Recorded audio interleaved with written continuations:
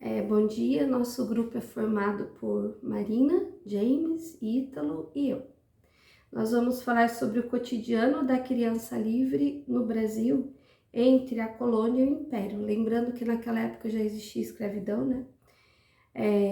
Nos escritos antigos da vida social portuguesa, criança tinha definições: miúdos, ingênuos, infantes, né?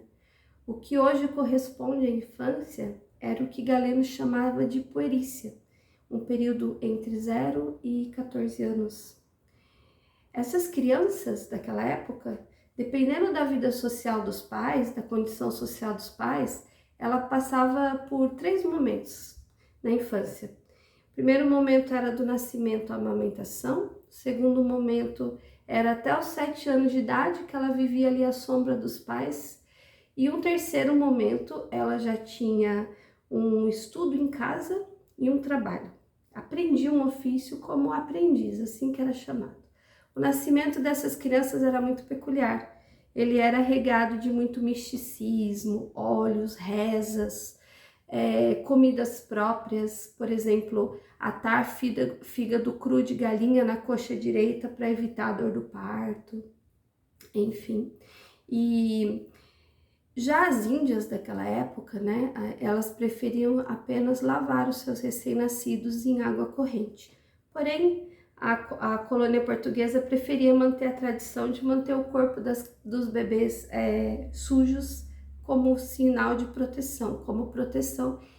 E eles preferiam, inclusive, usar os excrementos, os primeiros excrementos da criança, para curar feridas e manchas de pele de adultos, apesar de naquela época já haver manuais médicos indicando o asseio.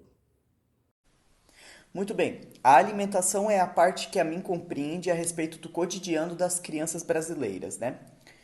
Para os médicos da época, eles cuidavam muito da questão da alimentação das crianças, porque eles acreditavam que além do leite materno ser o alimento mais saudável para essa fase, também ele era responsável pela cura de qualquer doença da infância. Na época, a intenção das mães era, elas até tinham um termo na época que se chamava arredondar as crianças, que era no sentido de apenas sanar a fome, matar a fome, dar de comer para essa criança e não alimentar a criança no sentido de nutrir. E os médicos, eles lutavam contra isso constantemente. Eles tentavam promover a situação de nutrição para essas crianças. Tal como Melo Franco, ele na época em que do desenvolvimento que precisava engrossar, empapar a comida, quando o leite já não era mais suficiente na fase do desenvolvimento, quando ele precisava ser empapado para dar essa sustância para a criança, Melo Franco ele inclusive faz até uma crítica à forma de empapar com farinha de mandioca. Para ele, causavam lombrigas, azedumes, tantos problemas intestinais como estomacais também. Também tinha esse cuidado de empapar na questão da alimentação já um pouco mais sólida, salivação dos mais adultos, o que causava um estranhamento para os estrangeiros. Afinal, lá eles já tinham a questão das papinhas, né, que posteriormente entraram em uso no Brasil com a família de alto poder aquisitivo. A mesma que se a mãe da criança não conseguia produzir o leite necessário para nutrir essa criança, ela alugava uma ama de leite, negra, escrava, alugava para fazer essa nutrição a mais. Isso em meados do século XIX. E a questão da papinha iria do poder aquisitivo também. Então, com goma de mandioca, leite de coco, farinha de araruta, creme de arroz, entre outras coisas.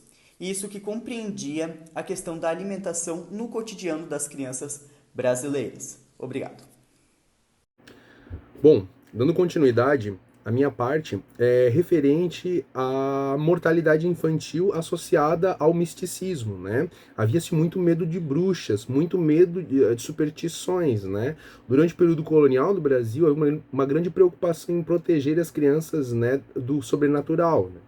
né, considerando capazes de atrofiar os recém-nascidos, né, trazer chagas, doenças, né, e para proteger as mães usavam, né, não isso senso comum total, né, defumadouros, borrifavam poções, uso de antídotos fornecidos pela igreja, tá? Isso é uma parte bem grande, eu estou resumindo muito aqui, tá? Então vale a pena, talvez, ir um pouquinho a mais, porque como o Brasil foi um país que teve muita migração de outros países, então houve uma miscigenação cultural aqui, né? Percebeu-se que as crianças que descendiam de famílias europeias tinham uma mortalidade muito mais alta que as nossas indígenas já nativas daqui, né? Por que será? Porque as crianças estavam realmente tendo o seu corpinho com muito calor ali devido às roupas, né? Devido ao excesso de pano, enquanto percebeu-se que as crianças indígenas, né, tinham toda a liberdade e a exploração do ambiente, então a mortalidade era bem diferente, né? Eu vou fazer uma citação, né, que a Sociedade dos Métodos Indígenas de Cuidados com as Crianças foi notada pelo médico holandês Guilherme Piso, né? O texto também ele fala sobre a relação afetiva, porque a mortalidade não se estendia só para as crianças, esses pais e mães morriam também, né? E o texto mostra que as mães haviam uma grande preocupação em que essas crianças fossem cuidadas, que essas crianças fossem olhadas mesmo pós-morte por alguém da família, por algum familiar, o cuidado de alguém pelo, pelo medo da mãe dessa criança não ter alguém para guiar ela na vida adulta. Tá? Muito obrigado. Olá, Marina aqui. Eu vou falar um pouquinho para vocês sobre o tema tempo de brincar, tempo de aprender.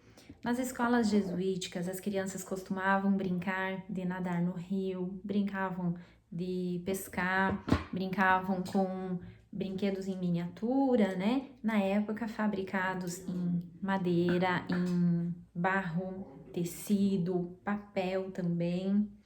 E naquela época, as crianças elas eram muito atraídas pela música, pelas mímicas, pelo canto, pela dança, né? E eles costumavam fazer muitas procissões, normalmente com uma vestimenta bem caracterizada, com chapéus de palha regado de flores, né? Então eles usavam bastante lantejoulas, pedrarias, artefatos que eles tinham naquela época, né? Eles usavam também as épocas festivas, né? Como época junina, eles pulavam fogueira, soltavam fogos, né? Estrelinha. Tinha, na época do Natal, as crianças se vestiam de pastorzinho, né? Ou de anjinho. E eles tinham essa parte religiosa muito forte naquela época, né? Então, assim, eles tinham a presença de crucifixo nas escolas, onde as crianças tinham que se ajoelhar, se benzer, ensinavam já desde cedo as crianças a fazer orações, eles tinham cartilhas com orações, então as crianças rezavam antes e após as refeições, aprendiam desde cedo a escrever, né, as orações, sempre tinha envolvido santos religiosos, né, ali da época da Igreja Católica, né, sempre muito presente, né. E tem um trecho que eu quero ler aqui para vocês, bem rapidinho, que eu achei muito interessante. Eles já tinham uma atenção, uma preocupação voltada com a criança para essa parte pedagógica e psicológica, porque eles entendiam que a criança era diferente do adulto e merecia esse olhar diferente, né? A formação social da criança passa mais pela violência explícita ou implícita do que pelo livro, pelo aprendizado e pela educação. Triste realidade num Brasil onde a formação moral e intelectual, bem como os códigos de sociabilidade, raramente aproximam as crianças de conceitos como civilidade e cidadania.